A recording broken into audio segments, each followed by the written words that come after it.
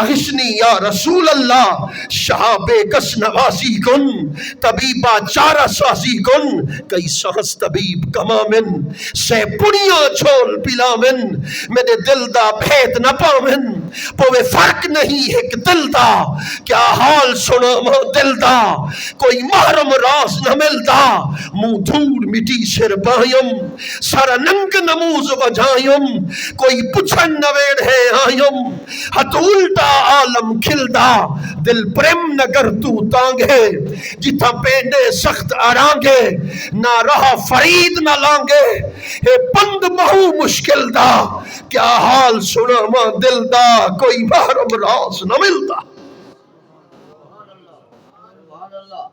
ہائے ہائے، پھر میرا پیر فرید بھی رو رو کے کہتا ہے، تتا عشق بہوں گزرے اسے، یو قہر نہ پیش آئیو سے، جان جگر تن پارے پارے، سینہ محض لویراں، سڑ گم جل گم مر گم کھپ گم، یار فرید نہ آیا۔ پھر حضور کی جالیوں کے سامنے کوئی کھڑا ہو کے کہتا ہے، کوئی ادھر بیٹھ کے عالم تصور میں کہتا ہے، اسانال ساول الیسو کے کہنا، اوہے کول اگلے پلیسو کے کہنا، تو ہادی صدی جاں دے در در مری جاں، کتی کو پکڑ بت بلیسو کے کہنا۔ اللہ اکبر، ہاں ہاں اسانال ساول، امام سیوطی، تیری مزار پہ کروڑوں رحمتوں کا نزول ہو، تو نے سچ کہا کہ ہر کسی کو حضور کا دیدار نہیں ہوتا، دیدار کوئی معمولی بات نہیں ہے، پہلے آنکھوں کو غسل دیا جاتا ہے، پھر دل کو غسل دیا جاتا ہے، آنکھیں قابل بنائی جاتی ہے کہ حضور کا دیدار کر سکے، پھر ہم یہی کہتے ہیں اسانال ساول الیسو کے کہنا، اوہے کول اگلے پلیسو کے کہنا، تو ہادی صدی جاں تے در در مری جاں، کتی کو پکڑ بد بلیسو کے کہنا، میں تک تک تھکی ہاں تے تھک تھک اٹھی ہاں، مٹھی دو نگاہیں بھلے سو کے کہنا، دم آخر نمائی جلوے دیدار جامیرا۔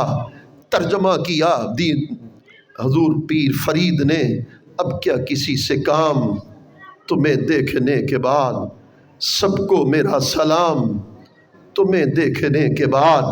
پھر پیر فرید بھی رو رو کے کہتا ہے، کیڑا وقت ملن دا ہو سی، ڈھول لساڑے ویڑے ہو سی، رنج ہجر دے سخت ستائم، اکھیاں رومن دل کرلاوے، دلڑی جھک دی تن تڑپاوے، رات نہاں آرام نہ آوے، ڈکڈو ہاک دے بار اٹھائم، ملسم یار فرید کناہیں، دودھ دکھاواں کٹ کڈاہیں، اب کیا کسی سے کام، تمہیں دیکھنے کے بعد سب کو میرا سلام، تمہیں دیکھنے کے بعد دل سے یہی دعا ہے تمہارے فرید کی، ہو زندگی کی شام تمہیں دیکھنے کے بعد۔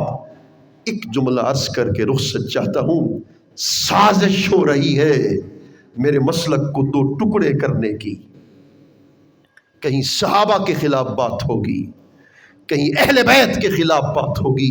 متنبہ کر دینا چاہتا ہوں، جو صحابہ کے خلاف بات کرے اس کا تعلق بھی اہل سنت کے ساتھ نہیں، جو اہل بیت کے خلاف بات کرے اس کا تعلق بھی اہل بیت کے ساتھ نہیں۔ پھر اللہ اکبر، اس بات کو آج دہرا دو کہ سنی کہتے اس کو ہیں جو ایک طرف صدیق اکبر کا نوکر ہے تو دوسری طرف حضرت علی پاک کے در کا غلام ہے۔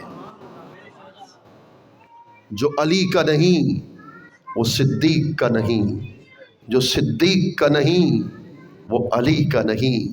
اہل سنت اس وجہ سے ہیں، ادب کا مسلک ہے، ہمیشہ ادب کرتے رہیں گے، صحابہ کی بھی غلامی کرتے رہیں گے، اہل بیت اطہار کے در کی بھی نوکری کرتے رہیں گے۔ ہمیشہ جو ادب کا درس دے سمجھ لو وہی سنی ہے۔ علم صداقت کی نشانی نہیں،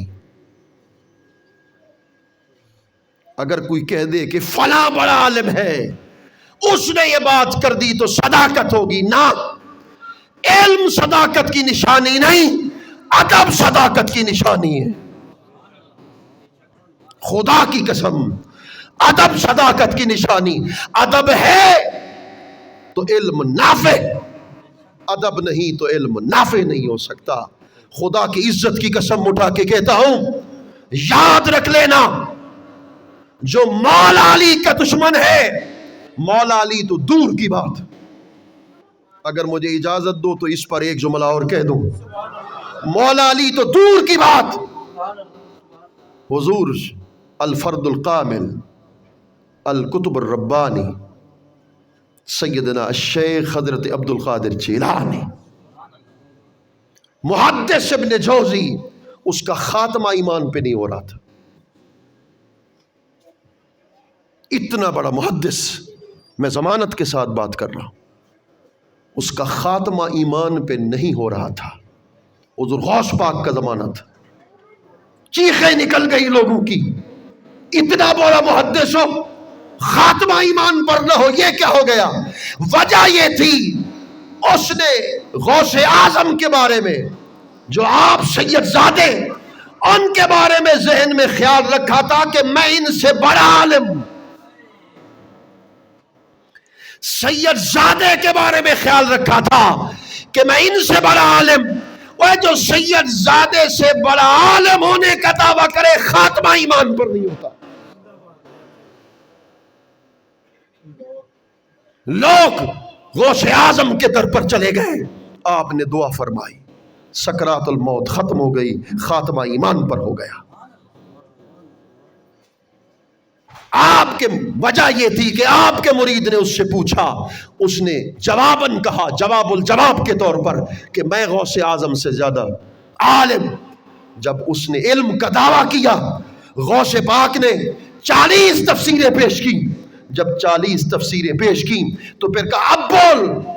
اس نے توبہ نہیں کی تھی پہلے جملے سے، کہا خدا کی قسم جو 40 تفسیریں پیش کی ہیں 11 تک تو میں جانتا تھا، 11 سے لے کر آگے تک اس تفسیروں کا میں علم نہیں رکھتا. میں اس نتیجے پر پہنچا ہوں، جہاں سے ابن جوزی کا علم ختم ہوتا ہے وہاں سے غوث اعظم کا علم شروع ہوتا. باوجود اس چیز کے ماننے کے، مگر پہلے جملے سے کہ غوث اعظم کے سے بڑھ کر میں زیادہ عالم ہوں، اس سے توبہ نہیں کی تھی. وہ جو سید زادے سے مقابلے میں اپنے آپ کو بڑا عالم کہے، اس کا خاتمہ ایمان پر نہیں ہوتا. جو مولا علی پہ تان کر دے،